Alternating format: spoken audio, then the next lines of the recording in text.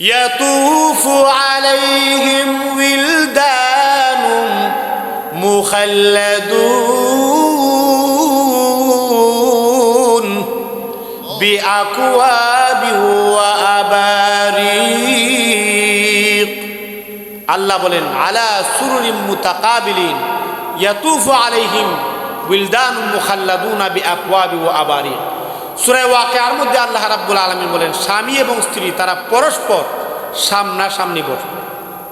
আল্লাহ রাব্বুল আলামিন বলেন ও জান্নাতি পুরুষ, তুমি যদি জান্নাতি পুরুষ হতে যাও, ও মহিলা তুমি যদি জান্নাতের মধ্যে যেতে যাও, জান্নাতি মহিলা যদি হতে যাও, ও পুরুষ তুমি যদি জান্নাতি পুরুষ হতে যাও, তুমি যদি জান্নাতি মহিলা পেতে যাও, তুমি যদি পবিত্র হুর যদি তুমি পাইতে চাও, তাহলে এই সমস্ত পচা দুর্গন্ধ প্রেম ভালোবাসা তোমাকে পরিত্যাগ করতে হবে। কথা বলেন ঠিক কিনা? ও মা, ও বোন, তোমাকে জান্নাতে যদি যেতে হয়, জান্নাত যদি পেতে হয়, তাহলে পরকিয়া তুমি ছাড়তে হবে। ও যুবতী বোন, তাহলে তুমি এই দুনিয়ার মধ্যে পচা প্রেম, পচা ভালোবাসা এইগুলা তোমাকে পরিত্যাগ করতে হবে। কথা বলেন ঠিক কিনা?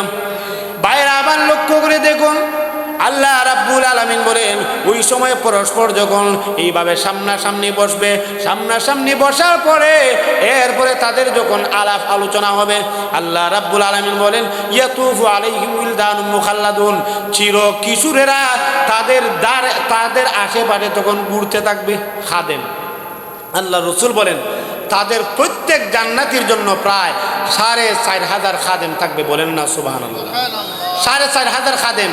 তখন তারা আসবে, এসে বলবে জাহাপনা আপনার কি কোনো কিছু প্রয়োজন আছে?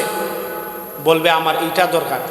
যা কিছু চাইবেন জান্নাতের মধ্যে সবগুলো পাইবেন। ভাইয়ার আমার, রাত্রি অনেক হয়ে গেছে, আলহামদুলিল্লাহ যা কিছু আলোচনা করলাম বিস্তারিত যদি আলোচনা করি তাহলে সারা রাত্রি আলোচনা করলেও জান্নাতের নিয়ামত শেষ হবে না, জাহান্নামের শাস্তিও শেষ হবে না। এই জন্য আজকের মতো এখানেই আলোচনা স্টপ রাখি। আগামী দিনে দাওয়াত দিয়েন ইনশাল্লাহ। আগামী দিনে যদি দাওয়াত দেন তাহলে জান্নাত এবং জাহান্নামের বিস্তারিত আলোচনা করবো ইনশাআল্লাহ তাআলা। যা কিছু আলোচনা করলাম আল্লাহ আমাদের প্রত্যেককে মানার এবং আমল করার তৌফিক দান করুন। আমিন। ওয়া আখিরু দাওয়ানা আলহামদুলিল্লাহি রাব্বিল আলামিন। আলহামদুলিল্লাহ।